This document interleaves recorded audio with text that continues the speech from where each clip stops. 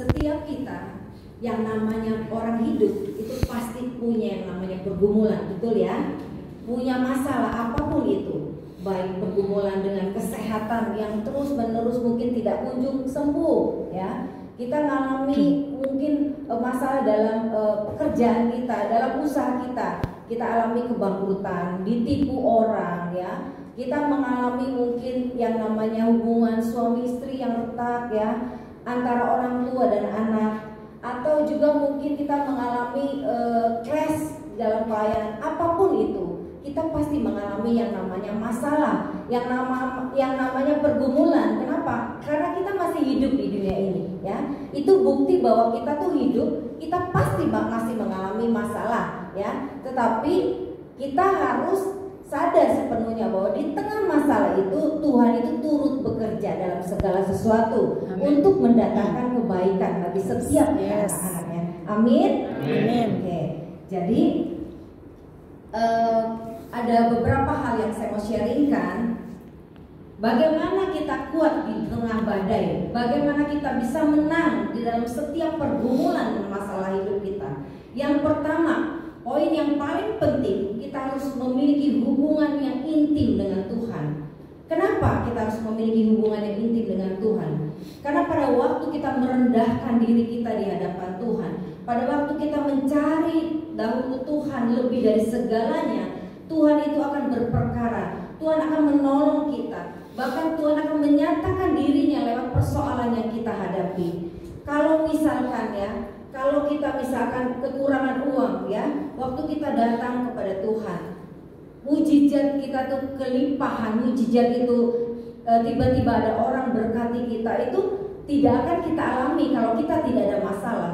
Jadi kita harus mengalami masalah baru kita bisa mengalami yang namanya mujizat Tuhan, ya. Jadi siap-siap Bapak Ibu Saudara, kalau kita ada di tengah masalah saat ini, bersyukurlah. Karena kita tahu kita akan mengalami kuasa Tuhan yang dahsyat dan luar biasa. Amin. Dalam kehidupan kita.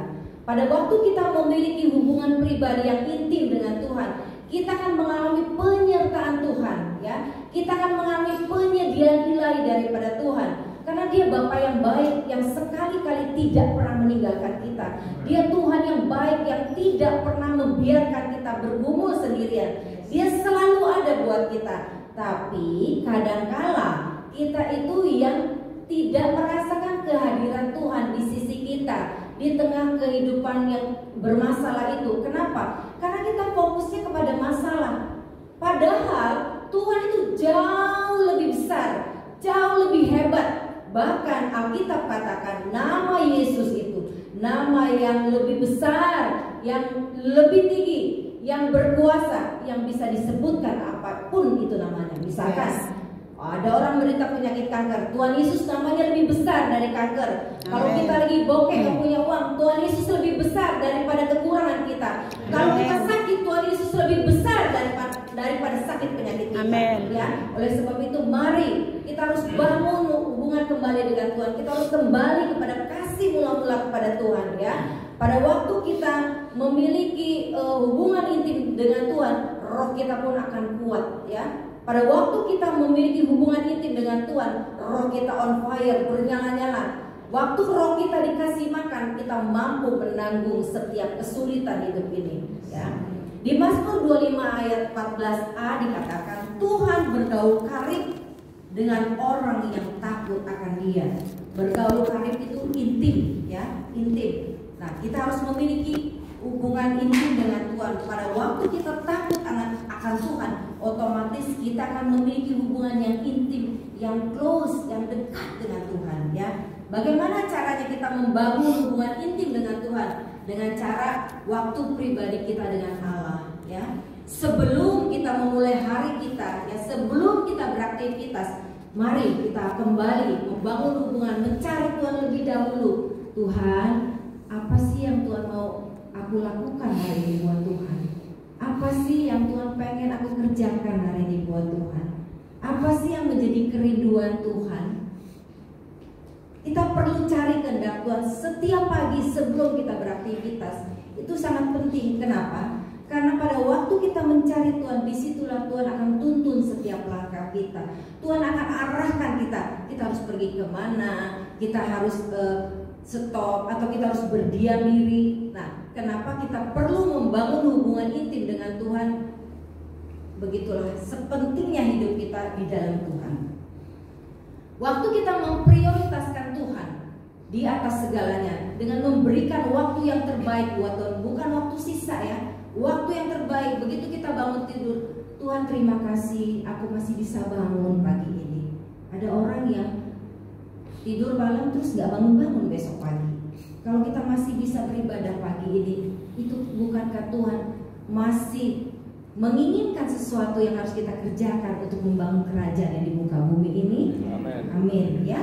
Jadi kita harus memprioritaskan Tuhan di atas segalanya. Waktu kita prioritaskan Tuhan di atas segalanya, itu membuktikan siapa yang terbesar dalam hidup kita. Benar? Ya. Kalau kita tiba-tiba bangun tidur harus misalkan urusin pekerjaan, berarti pekerjaan mengambil bagian yang paling besar dalam kehidupan kita. Gitu. Siapa yang menjadi prioritas utama dalam hidup kita, itu menentukan siapa yang paling penting di dalam hidup kita. Ya, amin saudara. Amin. Yang kedua, kita mesti untuk kuat di tengah badai, di tengah pergumulan, kita percaya dan pegang janji Tuhan. Ya, untuk kita percaya dan pegang janji Tuhan, itu tidak ada cara lain. Janji Tuhan ada di dalam firman-Nya, di dalam Alkitab. Kenapa setiap hari kita harus membaca? Kita ada program di WTC, mungkin Bapak juga ada, suka membaca Alkitab ya. Setiap hari kita baca Alkitab, karena iman timbul dari pendengaran dan pendengaran akan firman Tuhan ya. Kita harus setiap hari masukin apa yang kita masukin, baik melalui telinga, baik melalui pikiran, melalui hati kita, itu yang output, yang akan keluar dari kehidupan kita. Kalau setiap hari kita masukin firman di dalam pikiran kita ya, di dalam hati kita, nah pada waktu kita mengalami masalah, mengalami pergumulan, firman yang akan ingatkan, ini loh, serahkanlah kekhawatiranmu kepada Tuhan, maka aku akan memelihara engkau. Jadi kita harus baca firman setiap hari ya, sebelum kita beraktivitas, karena firman adalah panduan untuk kita melangkah di hari itu ya. Saya mau cerita tentang Daud ya. Daud pada waktu Daud berada di Siklag ya, mungkin Bapak Ibu pernah baca tentang bagaimana pada waktu dia tiba di Siklag 3 hari setelahnya diserang oleh bangsa Amalek ya. Nah, waktu Daud sampai 3 hari, dia lihat kota Siklag itu habis terbakar ya. Bahkan istrinya Daud yang 2 orang, Ahinoam dan Abigail, itu dibawa, ditawan sama Amalek. Anak-anak prajuritnya dibawa, semuanya dibawa. Nah, pada waktu Daud tidak lagi bisa melakukan apa-apa ya, dia datang kepada Tuhan, menguatkan dirinya kepada Tuhan, karena dia percaya Tuhan, cuman kepada Tuhan satu-satunya penolong ya. Mari kita baca dulu, bisa tolong media 1 Samuel 30 ayat 6. 1 Samuel 30 ayat 6, bisa tolong ditayangkan. 1 Samuel 30 ayat 6 ya. Mari kita baca bersama-sama ya. 2, 3. Dan Daud sangat terjepit karena rakyat mengatakan hendak melempari dia dengan batu. Seluruh rakyat itu telah pedih hati, masing-masing karena anaknya laki-laki dan perempuan. Tetapi Daud menguatkan kepercayaannya kepada Tuhan Allahnya. Kita ulang sekali lagi yang tetapi ya. Tetapi Daud menguatkan kepercayaannya kepada Tuhan Allahnya. Ya, kita lihat bagaimana pada waktu Daud terjepit, tidak lagi mengerti harus melakukan apa. Dia mencari Tuhan, karena prajurit yang harusnya mensupport, mendukung, malah mau melempari dia dengan batu. Karena ya mereka juga bingung, anaknya, istrinya ditawan ya. Jadi dia marah gitu kepada Daud ya. Tetapi Dia bertanya kepada Tuhan, ayat 8 ya, ayat 8, coba multimedia silakan, ayat 8 ditayangkan. Nah, mari kita baca bersama-sama ya. 2, 3. Kemudian bertanyalah Daud kepada Tuhan, katanya, haruskah aku mengejar gerombolan itu? Akan dapatkah mereka kususul? Dan ia berfirman kepadanya, kejarlah, sesungguhnya engkau akan mendapat mereka dan melepaskan para tawanan. Amin. Amin. Jadi pada waktu dia bertanya kepada Tuhan, firman itu keluar, ya, janji Tuhan itu keluar. Dan akhir dari cerita ini, Daud bisa melepaskan semua tawanan, ya. Tidak ada satupun yang tidak bisa dilepaskan oleh Daud. Karena apa? Dia bertanya kepada Tuhan, ya. Dia percaya kepada Tuhan, menantikan janjinya Tuhan. Kenapa kita harus dengar-dengaran melalui PDA, waktu pribadi kita dengan Allah, ya ini, ya. Kita nggak di dalam setiap pergumulan kita nggak akan mampu berjalan, kita nggak akan mampu bekerja. Kita tidak akan mampu melayani kalau Tuhan tidak ambil alih dan intervensi hidup kita. Kita tidak akan mampu, ya. Karena manusia ini rapuh, ya. Waktu kita mengarahkan hidup kita kepada Tuhan, waktu kita menyandarkan seluruh kepercayaan kita kepada Tuhan, Tuhan turun tangan. Tuhan tuh Dia Bapa yang baik yang selalu ada buat kita. Tapi seringkali fokus kita kepada masalah yang kita hadapi yang menurut kita jauh lebih besar. Pada Tuhan itu dahsyat, Dia ajaib, Dia perkasa, mampu melepaskan kita dari setiap pergumulan dan setiap masalah kita. Amin. Amin. Ya. Bahkan di Yohanes 1 ayat 1 dikatakan, pada mulanya adalah firman, dan firman itu bersama-sama dengan Allah, dan firman itu adalah Allah. Saya begitu baca ini dahsyat banget ya gitu loh. Tuhan tuh kasih kita kesempatan dirinya sendiri buat kita. Jadi ini tuh itu Allah sendiri gitu. Firman tuh Allah sendiri yang berbicara dengan kita gitu. Jadi sayang banget gitu kalau kita tuh tidak menghidupi firman Tuhan. Kalau kita tidak dituntun oleh firman Tuhan, karena firman ini adalah Tuhan sendiri gitu. Kalau Tuhan aja tuh mau menuntun langkah kita, siapa kita ini gitu. Dia penguasa langit dan bumi, siapa kita ini gitu. Itu kan luar biasa, amazing banget. Kenapa kita tidak mempergunakan waktu yang ada untuk lebih dekat, untuk lebih dekat kepada Tuhan, untuk lebih intim menyukai firman Tuhan, ya?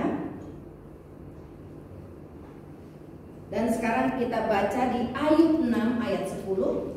Ayub 6 ayat 10 kita akan lihat bagaimana firman Tuhan luar biasa. Ayub 6 ayat 10. Kita baca bersama-sama 2, 3. Itulah yang masih merupakan hiburan bagiku. Bahkan aku akan melompat-lompat kegirangan di waktu kepedihan yang tak kenal belas kasihan, sebab aku tidak pernah menyangkal firman yang Maha Kudus. Amin. Amin. Sekali lagi kita katakan dengan suara 2 kali lebih keras ya.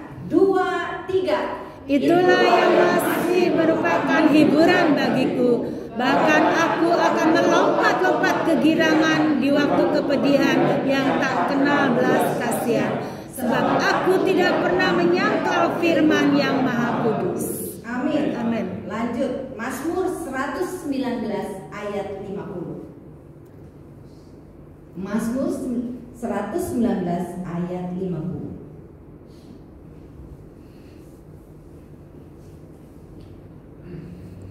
Mazmur 119 ayat 50. Silakan. 2, 3. Inilah penghiburanku dalam sengsaraku, bahwa janjimu menghidupkan aku. Sekali lagi.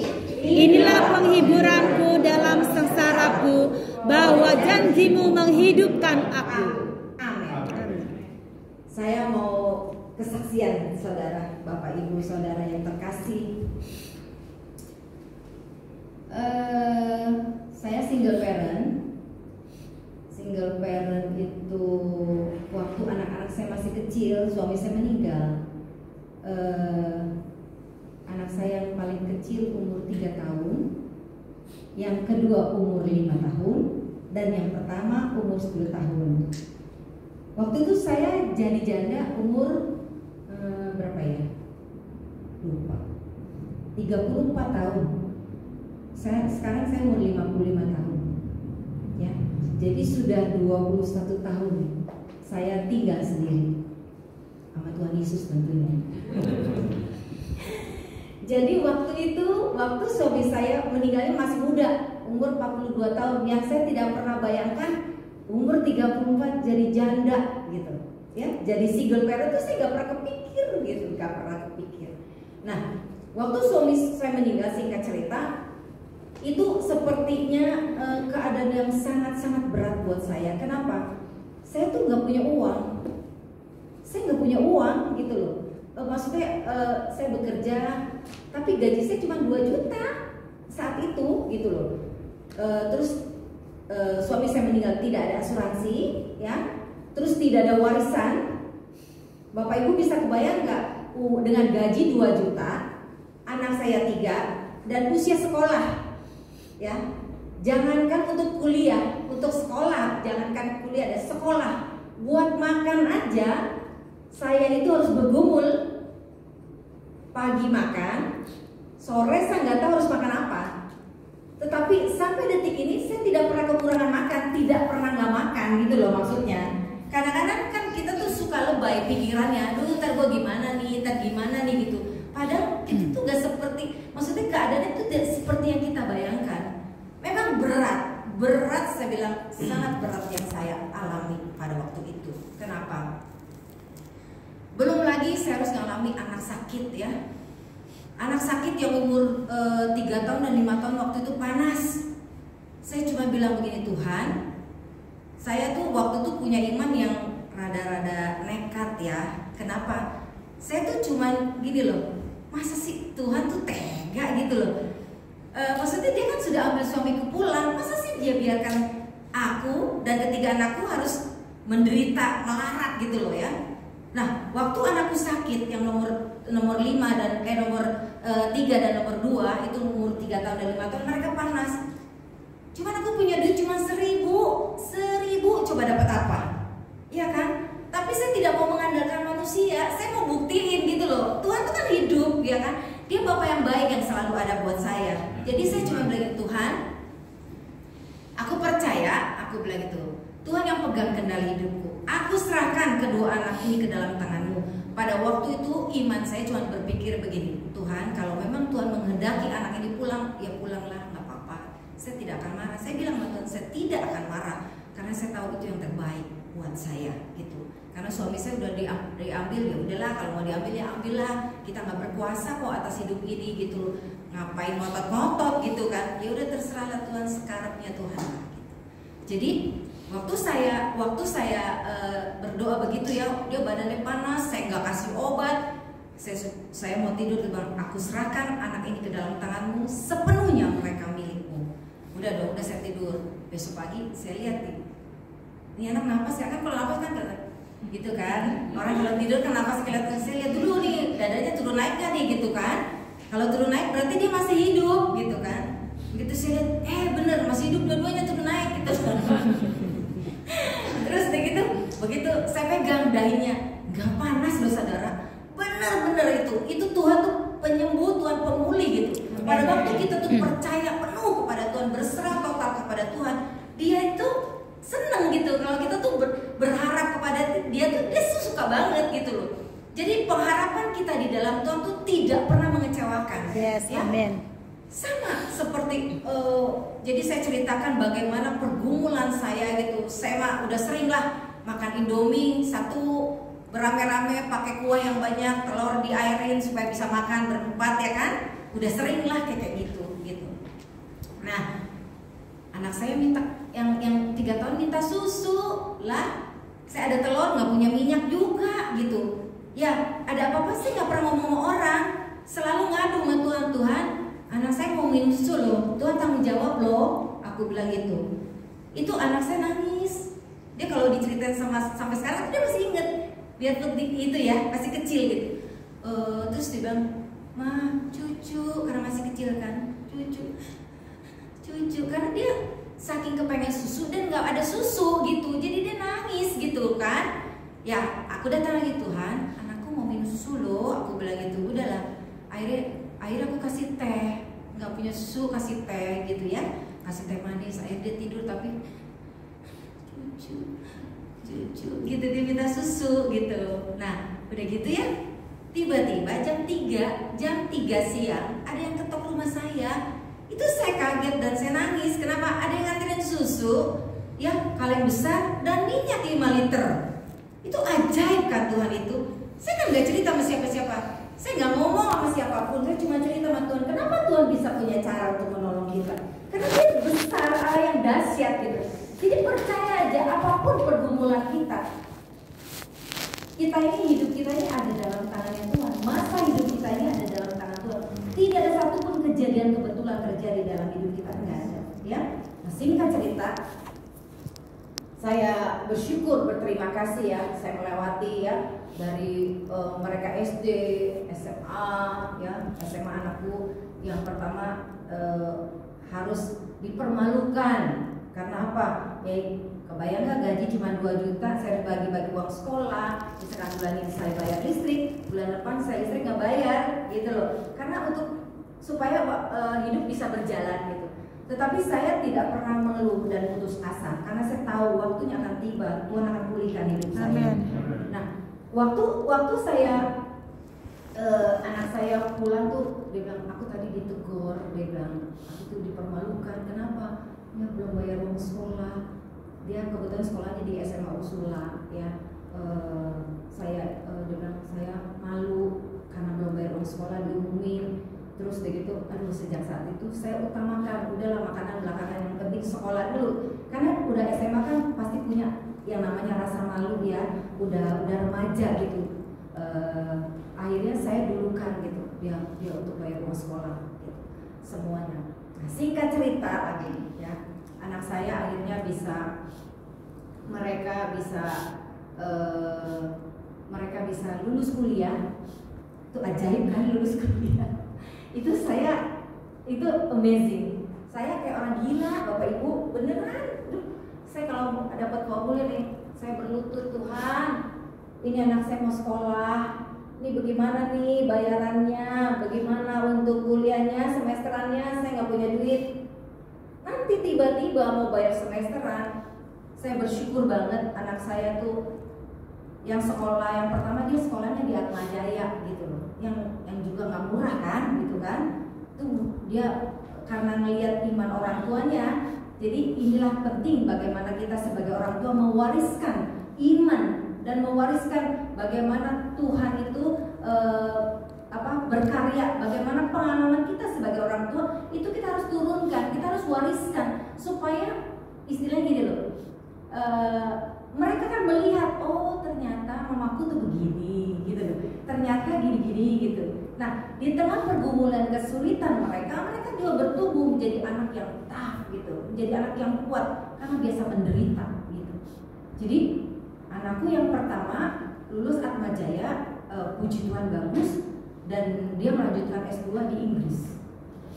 Dari yang istilahnya makan susah, Inggris gak pernah kebayang gitu loh. Bahkan dia dapat beasiswa 100% di Inggris. Dan saya bisa pergi ke Inggris untuk menyaksikan dia S2. Aduh, saya cuma nangis terus dari pesawat itu berapa jam ya, saya lupa, belasan jam ke Inggris. Amazing, saya nggak pernah gitu. Aduh, ya ampun gitu kan, saya ingat hidup saya gitu loh. Bagaimana mungkin saya ada di Inggris gitu loh untuk menyaksikan anak saya di wisuda gitu loh ya. Bagi saya tuh aduh luar biasa gitu. Terus anak saya yang kedua juga kuliah, udah lulus di Trisakti. Sekarang dia jadi pramugari di Arab, di Oman Air ya, di luar juga gitu. Nah, anak saya nomor 3 juga lulus kuliah ya. Lulus kuliah itu dia sekolah masak. Sekarang ada di Eropa, ada di Rumania gitu. Jadi saya jujur ya saudara, bener, saya tuh sekarang menikmati banget hidup bersama dengan Tuhan. Saya tuh menikmati kenikmatan hidup sekarang, serius saya bilang begitu. Saya pelayanan, nggak perlu lagi saya harus bergumul Tuhan anakku mau sekolah, enggak gitu. Bahkan istilahnya mereka ya udah kasih uang ke mamanya gitu. karena apa ya, saya puji Tuhan, saya juga akhirnya Tuhan izinkan punya bisnis sendiri gitu loh. Dari uang cuma gaji 2 juta gitu, sekarang saya bisa ya pelayanan gitu kan. Kita pelayanan juga biaya sendiri gitu kan. Jadi saya tuh bersyukur, amazing gitu. Jadi pada waktu kita tuh berharap penuh kepada Tuhan, pada waktu kita mengandalkan Tuhan, berlutut gitu. Yang penting pakai lutut, cari Tuhan, jangan mengandalkan manusia. Disitulah Tuhan itu menyatakan kemuliaan. Amin. Memang nggak mudah ya, nggak mudah. Kenapa? Ya saya kan nggak tahu ujungnya sampai di mana nih anak-anak gitu. Waktu dari kecil sekolah SD, SMP, SMA, ini ujungnya sampai di mana nih? Kelar kan ini sekolah? Makan aja harus pakai ikan asin 1 kantong untuk 2 hari, disuruh itu ikan asin gitu supaya ada rasa-rasa dikit ya, atau goreng nasi pakai mentega gitu supaya ada ya sedikit aroma lah kayak restoran gitu. Jangan harapan makan di restoran saya. Anak saya biasa ke sekolah pakai sepatu kakinya kelihatan, itu biasa gitu. Tetapi dengan situasi seperti itu, sekarang anak-anak saya bertiga menjadi anak-anak yang sangat-sangat murah hati sama orang yang susah. Kenapa? Dia ada pernah di tempat itu. Bahkan anak saya yang gede itu dia kasih kayak beasiswa gitu untuk anak yang SMA, karena dia pernah diumumkan tidak bayar, dia menjadi donatur untuk anak di sekolah dia waktu dia diumumkan belum bayar gitu loh. Gitu. Jadi semua tuh proses dari itu tuh indah gitu loh. Cuman waktu kita diproses tuh ya nggak enak, daging kan maunya enak ya kan. Tetapi itu proses pembentukan karakter kita gitu. Seperti kayak gini, bagaimana saya bisa sombong? Nggak ada yang bisa disombongin, bohong. Tuhan yang kerja semuanya, Tuhan yang beracara semuanya. Bagaimana bisa anak saya 3-tiganya ada di luar negeri, ya kan? Gitu loh. Yang sekarang yang pertama udah balik ke Indonesia, tapi dia rencana mau berangkat juga lagi ke Inggris karena dia bilang lebih enak di sana. Dia bilang karena udah berapa tahun sekolah di sana. Nah, saya mau kasih tahu ya, mau berbagi gitu loh. Ini pengalaman saya gitu. Waktu saya diproses Tuhan, waduh, itu sangat tidak enak. Karena nggak ngerti ini kira-kira bisa nggak ya anakku sekolah gitu. Tapi saya berperkara sama Tuhan. Saya nangis, Tuhan memang nggak boleh ya. Anak seorang janda jadi sarjana emang nggak boleh gitu. Emang janda itu kayak kasta yang kayak di India itu yang paling rendah gitu, yang harus disepelekan orang, yang harus dikucilin orang karena janda negatif tinggi. Kadang-kadang kan nggak bener gitu ya. Nah, tetapi saya melihat bagaimana Tuhan itu luar biasa. Amin. Sungguh luar biasa. Jadi anak-anak saya juga mereka memiliki pengalaman yang baru bersama dengan Tuhan. Puji Tuhan kami sekeluarga tuh benar-benar sudah mengalami benar-benar kemerdekaan dalam keuangan. Gak pernah lagi kita makan yang namanya Indomie 1/4 gitu ya. Gak ada lagi kayak gitu. Gak ada lagi gitu. Jadi waktu kita tuh benar-benar mengandalkan Tuhan, dia turun tangan ya. Amin. Jadi waktu tadi yang pertama ya, kita untuk kuat di tengah badai harus memiliki hubungan intim dengan Tuhan ya. Pokoknya kita cari Tuhan lebih dan lebih lagi lah. Pasti ada pertolongan, pasti ada mujizat, pasti ada berkat gitu. Nanti di tengah kita kekurangan cuma ngomong Tuhan, saya harus bayar ini gitu, harus bayar uang sekolah, harus bayar ini. Tiba-tiba ada orang ngetok, permisi, saya mau nganterin ini amplop untuk 3 anak gitu. Jadi sering banget tiba-tiba ada apa beras tuh 1 karung di apa sampai detiknya saya nggak tahu siapa yang kirim, saya nggak tahu gitu. Pokoknya tiba-tiba ada di depan pekarangan saya gitu. Nah, pada waktu kita kekurangan, Tuhan juga mendidik saya untuk berbagi dengan orang lain. Pada waktu beras itu saya kasih buat orang lain, besoknya ada lagi saya gitu. Jadi di tengah kekurangan Tuhan mendidik saya untuk belajar berbagi berkat dengan orang lain. Itu indah banget. Karena apa? Kita ngalamin bagaimana nggak punya uang, bagaimana tuh aduh buat makan aja, nggak ada. Gitu saya ngalamin. Jadi indah kalau kita bisa berbagi buat orang lain, ya, karena kita hidup semua karena anugerah Tuhan aja. Amin. Yang ketiga, bagaimana kita kuat di dalam Tuhan, di dalam pergumulan dalam masalah bagian kehidupan. Kita harus menjadi orang benar, ya. Menjadi orang benar itu artinya kita sudah dibenarkan oleh darah Yesus. Amin. Semua sudah lahir baru, sudah dibenarkan oleh darah Yesus. Yang kedua, kita adalah pelaku kebenaran firman Tuhan. Kita hidup dalam kebenaran. Kenapa kita harus baca firman Tuhan setiap hari? Supaya langkah kita tuh dituntun sama Tuhan, supaya perkataan kita benar, supaya kita merespon benar, supaya kita bersikap benar, bertingkah laku benar, ya. Di tengah kekurangan saya, ada seorang teman, ya, tiba-tiba suruh saya tuh jualin emas.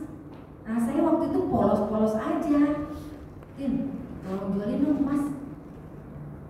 Saya tuh beneran nggak ada apa-apa lah pokoknya. Dia bilang, nanti lu gue bagi duit dah, kata dia. Waktu itu gue dikasih berapa? 10 juta kalau nggak salah, kan gede ya, lagi nggak punya duit 1000 aja saya mesti berkumpul. Waduh, lumayan juga nih. Nah, waktu saya melakukan itu, ya, karena saya nggak tahu nih, gitu, nggak tahu. Tiba-tiba hati saya nggak enak banget sepanjang hari itu. Kok saya berdoa, Tuhan, ini ada yang salah nggak ya sama saya? Kok saya nggak enak? Saya melakukan apa? Saya melakukan dosa apa?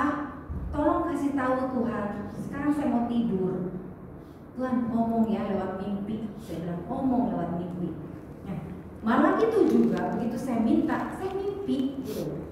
Nah, singkat cerita, di mimpi itu saya dikasih tahu bahwa emas yang saya jual itu uang emas hasil curian. Bagus juga saya nggak ditangkap polisi ya, gitu loh. Karena saya nggak tahu gitu loh. Nah, cuman saya kan karena saya tidak tahu dan saya istilahnya jujur di hadapan Tuhan, saya tidak melakukan yang salah. Tuhan juga menghindarkan kita dari kejahatan gitu. Tuhan meluputkan kita dari dosa yang kita mau buat. Nah, langsung besoknya saya datang ke rumah saya. Sorry, aku bilang, saya tidak mau terima uangmu. Saya perlu uang, aku bilang itu. Tetapi saya takut Tuhan dan saya tidak mau mengorbankan masa depan anak saya untuk uang yang tidak seberapa ini. Biarpun pada saat itu besar uangnya buat saya, besar banget, 1 juta juga besar, apalagi 10 juta zaman dulu. Saya tidak mau melakukan dosa. Karena kenapa? Pada waktu saya melakukan dosa, itu otomatis tidak akan ada pertolongan Tuhan. Karena Pak, Tuhan tuh nggak bisa bergaul sama orang yang melakukan dosa, sama kita melakukan kejahatan, dia nggak bisa gitu, dan tidak akan ada pertolongan.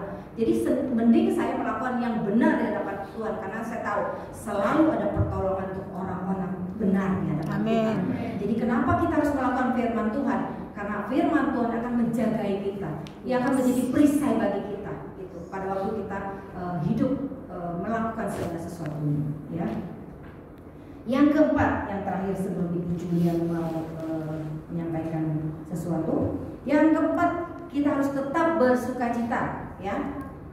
Kita harus tetap bersukacita. Karena kenapa? Di 1 Tesalonika 5 ayat 16 dikatakan, bersukacitalah senantiasa. Bukan bersukacitalah pada waktu kita uangnya banyak, bukan bersukacitalah pada waktu kita naik jabatan, bukan bersukacitalah pada waktu semuanya dalam keadaan baik, tidak gitu. Tetapi firman Tuhan katakan bersukacitalah senantiasa. Bersukacitalah senantiasa maksudnya dalam setiap keadaan baik atau tidak baik, bersukacitalah. Karena setiap keadaan kita Tuhan ada di dalamnya. Amen. Ada maksud yang Tuhan nyatakan buat kehidupan kita. Kalau misalkan saya tidak mengalami pengalaman-pengalaman yang sulit bersama dengan Tuhan, saya tidak ada di tempat ini saat ini. Ya, saya bisa bersaksi menyatakan kuasa Tuhan yang luar biasa. Jadi kita harus bersukacita senantiasa. Karena waktu kita bersukacita, itu ada kekuatan untuk kita bertahan di dalam setiap masalah, di dalam setiap pergumulan kita, ya. Nah, pada waktu kita bersukacita, itu ada hormon endorfin yang dikeluarkan tubuh, yang membuat tubuh kita tuh membuat tubuh kita tuh kuat menanggung setiap penderitaan, gitu. Jadi kita harus bersuka cita. Jadi katakan kepada jiwa, hai Atin, kamu harus bersuka cita karena Tuhan turut bekerja dalam segala sesuatu untuk mendatangkan kebaikan.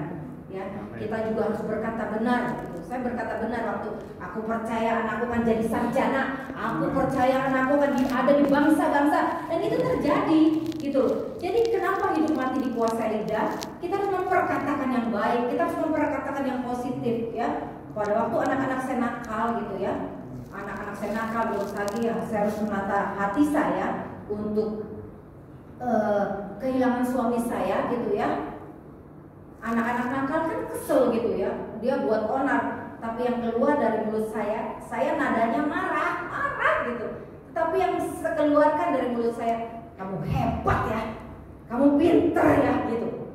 Saya marah, tetapi perkataan itu yang saya keluar, dan saya melihat bagaimana anak saya IP-nya tuh tinggi-tinggi sekali gitu, padahal vitamin juga kagak minum gitu, boro-boro minum vitamin, makan aja mesti seperti itu gitu, ya.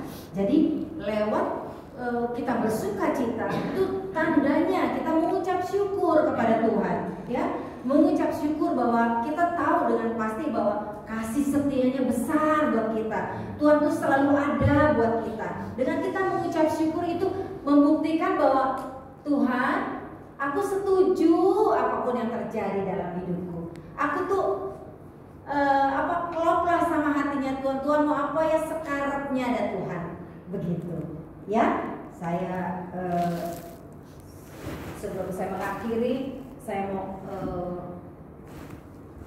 katakan bahwa setiap masalah yang kita hadapi itu ada expirednya, ada waktunya kok.